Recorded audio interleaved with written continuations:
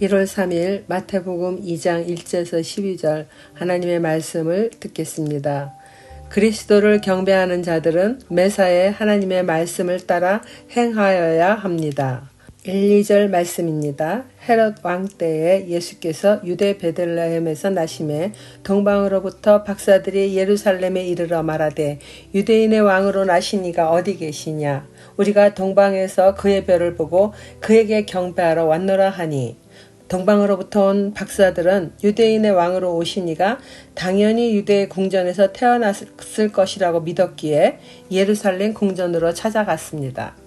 그들이 이방인 박사인지 아니면 오래전 바벨론으로 포로되어 갔던 유대 민족으로 기한하지 않고 그곳에서 뿌리를 내리고 살면서 구약성경에 예언된 메시아를 기다리던 자들인지는 확실히 알 수 없지만은 별을 관측하며 당시의 박사들로서 범상치 않은 별의 움직임을 보고 메시아를 경배하고자 먼 길을 떠나왔습니다.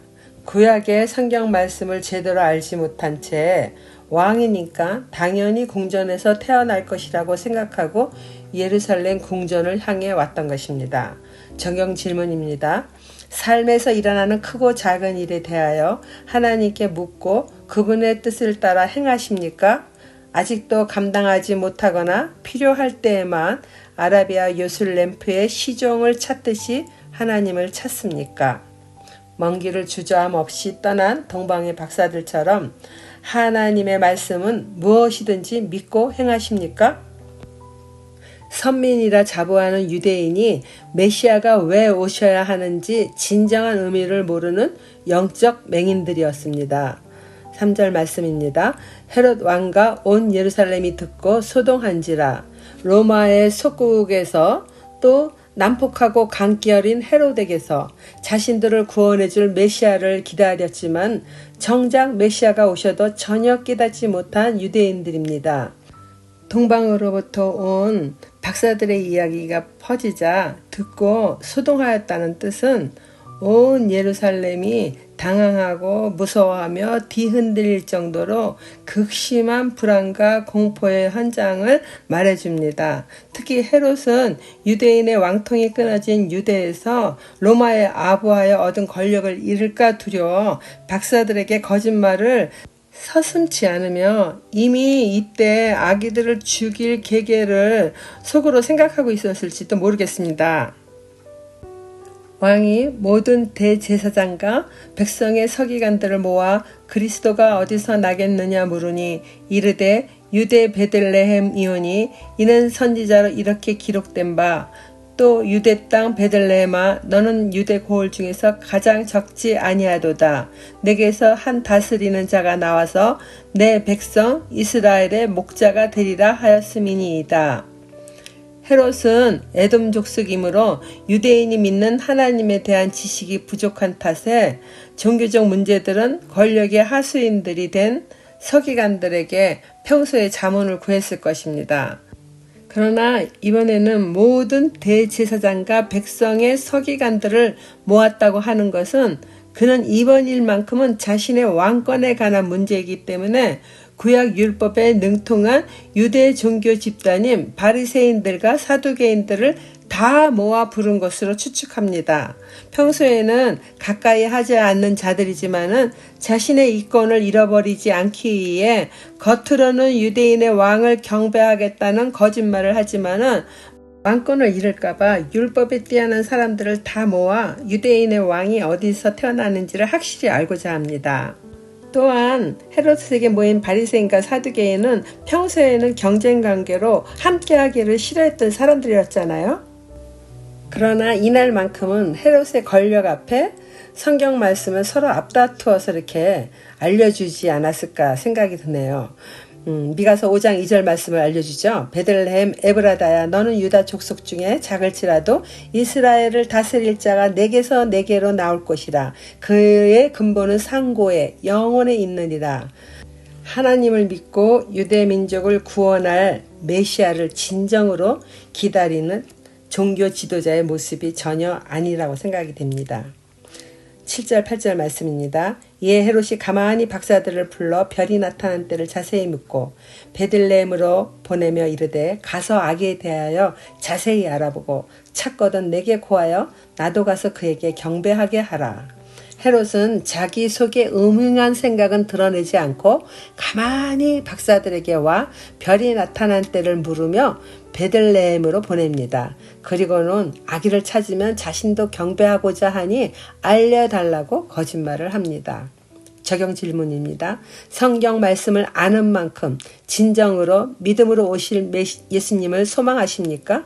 아직도 예수님이 오신다는 그 말씀이 속히 이루어질까 두려워하십니까? 동방으로부터 온 박사들은 유대인의 왕을 경배하려는 마음을 포기하지 않습니다. 박사들이 왕의 말을 듣고 갈새 동방에서 보던 그 별이 문득 앞서 인도하여 가다가 아기 있는 곳 위에 머물러 서 있는지라 그들이 별을 보고 매우 크게 기뻐하고 기뻐하더라. 예루살렘에서 베들레헴까지는 10km 거리라고 합니다. 그러니 그들이 아무리 빨리 걸어도 사나흘은 좋게 걸리는 거리입니다. 동방이 어디인지 정확히는 알 수 없지만은 고대 도시 바벨론 쪽에서 남은 유대인들이었다면은 지금의 이라크 쪽에서 온 것입니다. 1000km도 넘는 거리일 수 있습니다. 그 먼 거리를 우리는 대체로 3명이 왔을 거라고 생각하고 말들 하지만은 단 3명이서만 그와 같은 긴 여행을 하기에는 절대적으로 그 당시 상황에 맞지 않습니다.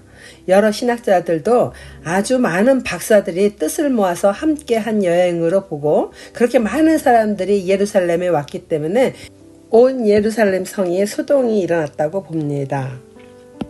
그들이 이제 고생 끝나고 다 왔나 싶은데 예루살렘 궁전에는 유대인의 왕이 없으므로 매우 실망되었을 것입니다. 그러나 그들은 끝까지 포기하지 않고 다시 헤롯이 가르쳐주는 길을 떠납니다.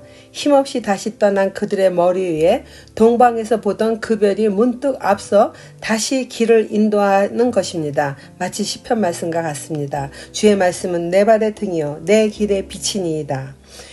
유대의 궁전에 있을 거라고 더 이상은 생각하지 않는 그들을 보고 하나님이 그 별을 잠시 거두신 것은 아닐까 생각이 듭니다. 내 생각이 하나님보다 앞서 행동하면은 하나님 뜻을 알 수 없는 것과 같죠. 동방의 박사들이 자신들의 생각을 너무 앞세우니까 하나님이 구태여 앞서 가시면서 인도할 이유가 없으시다는 것을 보여주셨을 것 같습니다.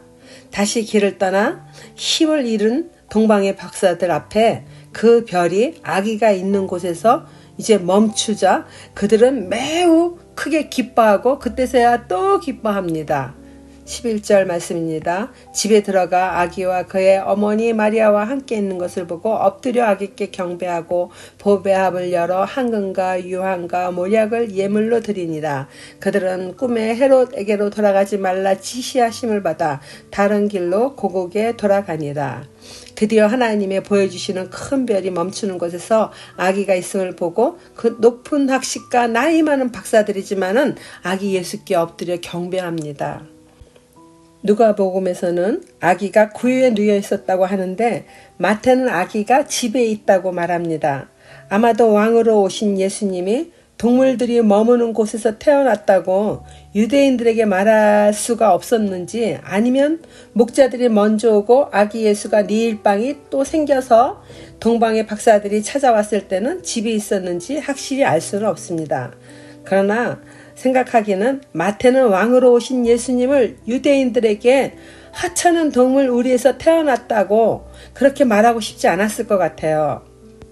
적용 질문입니다. 동방의 박사들이 힘이 드나 포기하지 않고 가던 길을 계속 가듯이 하나님의 말씀 따라 살아가는 믿음의 삶을 기쁘게 온전하게 순종하며 살아가십니까? 하나님 아버지, 사람인 저희들은 떡으로만 채울 수 없는 영혼의 빈방이 있다고 합니다. 동방의 박사들이 영혼의 왕으로 오신 구세주를 보기 위하여 먼 길을 포기하지 않고 가듯이 영혼의 빈방을 하나님의 말씀으로만 채우는 지혜롭고 끈기 있는 믿음의 삶을 살기를 원합니다. 하루 중 가장 먼저 생명의 양식인 하나님의 말씀을 묵상할 뿐 아니라 아기 예수를 경배하는 독방 박사들처럼 말씀에 온전히 순종하는 겸손한 자가 되게 하여 주세요.